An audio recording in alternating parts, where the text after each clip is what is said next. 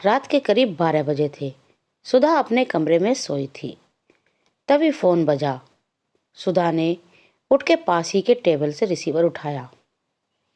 Hello, कौन बोल रहा है? सुधा, मैं मौसी बोल रही हूँ। बेटा, तुम्हारी माँ अब नहीं रही। सुधा के हाथ से लगभग फोन छूट गया। कुछ पल तो कुछ बोल ही नहीं पाई। कमरे में एकदम सन्नाटा फैल गया। बस उसकी सांसें सुनाई दे रही थीं। कब, कैसे? पता नहीं कैसे बेटा, किसी को ही पता ही नहीं है। तुम आ जाओ जल्दी। सुधा बहुत देर तक वहीं बैठी रही, आंखें खाली, जैसे कुछ सोच नहीं पा रही हूँ।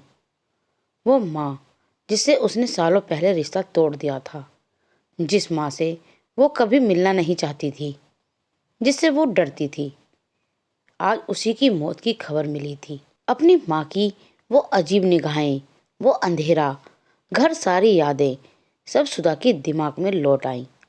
सुधा ने सब कुछ अपने पति शैलेश को बताया और अगली सुबह वो दोनों और 7 साल की बेटी साक्षी के साथ अपने गांव के लिए रवाना हुए। गांव की सड़कों पर धुंध फैली थी, हवा में नमी थी और सुधा के दिल में एक अजीब सा बोझ। वो शांत थी। शैलेश ने कभी सुधा की माँ को देखा नहीं था, ना कभी सुधा ने अपनी माँ के बारे में उससे बात की थी। कुछ घंटों में वो घर के सामने पहुंच गए। आंगन में कुछ लोग खड़े थे, कुछ रिश्तेदार, कुछ गांव वाले। सबकी निगाहें सुधा पर थीं। बीचों बीच माँ का शव रखा था, कपड़े में लपेटा हुआ। एक अजीब सी बदबू थी वहां। सुधा बस खड़ी रही, बिना आंसू, बिना आवाज के। उसकी माँ का शव ज्यादा देर रखना सही नहीं था, इसलिए उसके आते ही सब अंतिम संस्कार हो गए। धीरे धीरे लोग अपने घर लौट गए। घर में अब सिर्फ सुधा, उसका पति शैलेश, उनकी छोटी बेटी साक्षी और मौसी रह गई थी। मौसी पास के ही गांव में रहती थी, इसलिए वो रात में वहीं ठहरी। सुधा को भी वहीं रुकना पड़ा। घर बड़ा गंदा और बदबूदार था। दीवार पर जाले, दरवाजों की चरचराहट और किसी चीज की ठंडी परछाई हमेशा उसके साथ लगी रहती थी। ऐसे घर में रहकर उसे जैसे किसी की निगाहें हर पल महसूस हो रही हों। शैलेश और साक्षी कमरे में थे। सुधा आंगन में मौसी के साथ बैठी थी। रात का आसमान बिल्कुल शांत था। आसपास ज्यादा घर नहीं थे। सुधा, तो एक बार भी रोई नहीं? माँ चली गई और तेरे चेहरे पर आंसू तक नहीं आए। इतनी नफरत करती है उससे? नफरत शायद डर ज्यादा था माँ से। बचपन में माँ ऐसी नहीं थी। वो, पापा और मैं, हम तीनों बहुत खुश थे।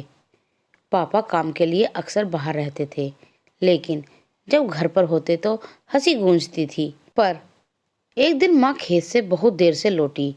शाम हो चुकी थी, लेकिन उनके चेहरे पर कुछ अजीब था। उस दिन के बाद माँ बदल गई। बदल गई मतलब? वो शांत रहती, कभी काम करती, कभी नहीं, कभी मुस्कुराती, कभी चुपचाप मुझे घूरती। रात में उठकर घर में घूमती रहती, कभी दरवाजे के पास खड़ी रहती, कभी मेरे बिस्तर के पास। मुझे उनसे डर लगने लगा था मासी, बहुत डर। शायद वो बीमार थी। बेटी, तू तब छोटी थी, तुझे समझ नहीं आया होगा। नहीं मौसी, माँ बीमार नहीं थी, कुछ और था उनके साथ। सुधा की आवाज और धीमी हो गई, जैसे कोई दबा हुआ राज आज बाहर निकल रहा हो। मेरी एक सहेली थी पूजा, वो कभी कभार घर आकर खेलने लगती थी।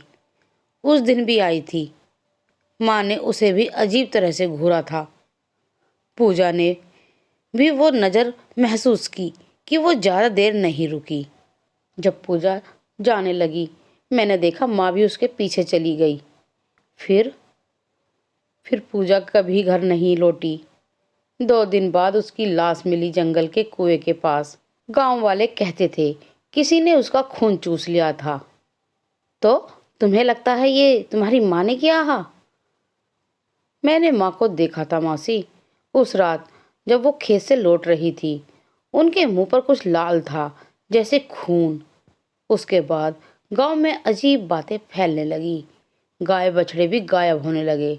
हर बार उनके सब वहीं मिलते, गांव के पीछे वाले कुएं के पास। मासी का चेहरा सफेद पड़ गया। सुधा की आंखें दूर कहीं खोई थी, जैसे वो अब भी उसी रात में अटकी हो। उसके बाद मैं बीमार पड़ गई। पापा आए। उन्होंने कहा माँ मेरी देखभाल नहीं कर पा रही। फिर उन्होंने मुझे आपके पास भेज दिया। माँ ने मुझे रोकने की भी कोशिश नहीं की। मौसी बस देखती रही, वैसे ही आंखों से। तुम्हें तो पता ही है। कुछ देर दोनों में खामोशी रही। रात गहराती गई, हवा में ठंड घुल गई थी। फिर तेरे पापा भी चल बसे। मैंने तेरी माँ को अपने पास रखने की बहुत कोशिश की, पर उसने मना कर दिया। कहती थी अब मुझे अकेला छोड़ दो।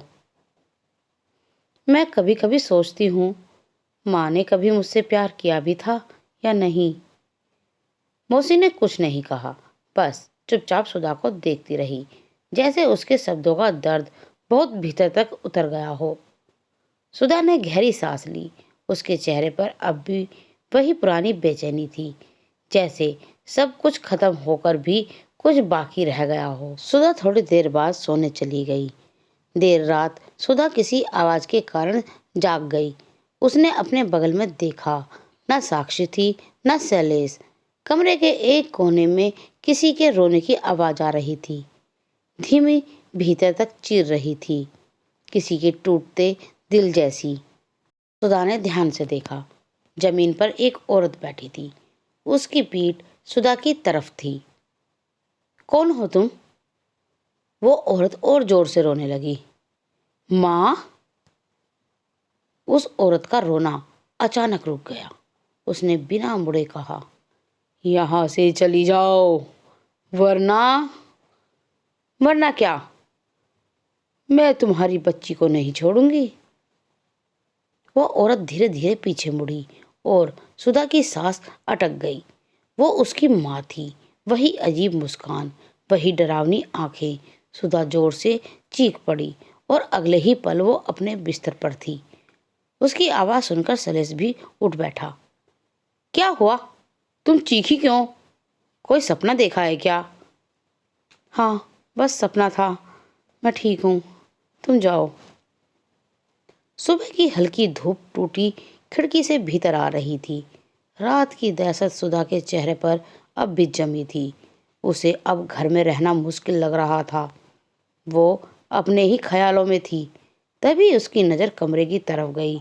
साक्षी, उसकी छोटी सी बेटी, फर्श पर बैठकर अपनी गुड़िया से खेल रही थी, लेकिन वो किसी से बात कर रही थी, जैसे सामने कोई हो, जैसे वो किसी को जवाब दे रही हो।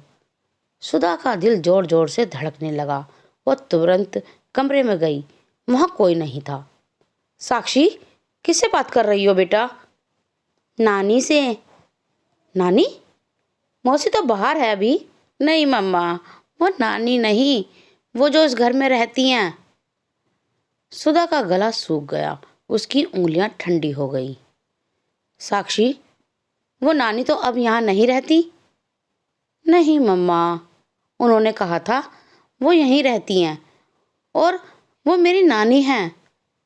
अब मैं यहाँ आ गई हूँ ना, तो मुझे अपने पास रखना चाहती हैं। तो तुमने क्या कहा?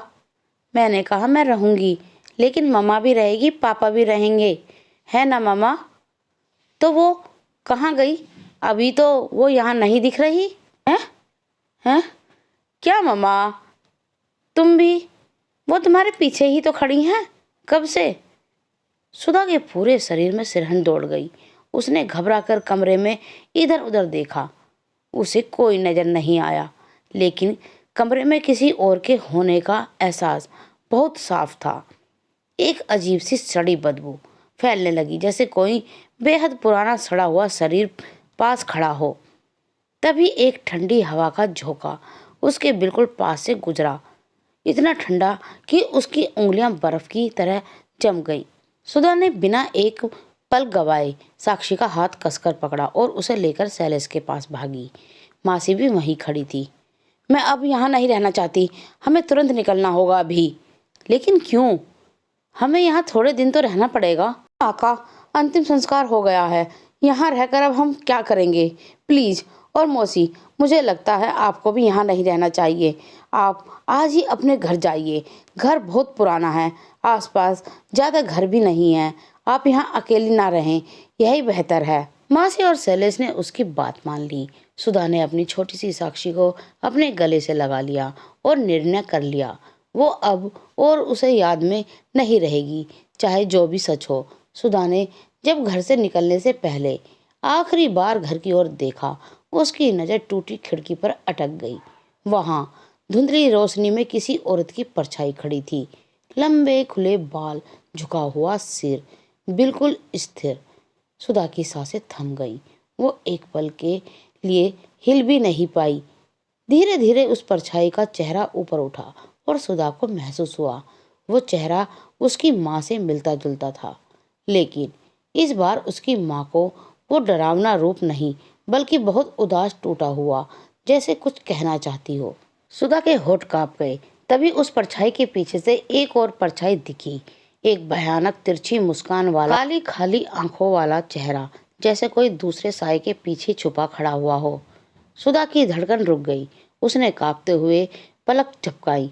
अगले ही सेकंड दोनों परछाइयां गायब थी, जैसे वहां कभी कोई था ही नहीं।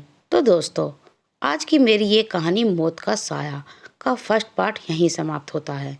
तो ये जानने के लिए कि आगे इस कहानी में क्या होगा, इस कहानी का पार्ट 2 जरूर सुने। तो दोस्तों, मेरी ये कहानी सुनने के लिए मेरे चैनल को लाइक करें, शेयर करें और सब्सक्राइब करना ना भूलें। और हाँ, बेल आइकन जरूर दबाएं, जिससे कि आपको मेरी नई नई कहानी की नोटिफिकेशन मिलती रहे।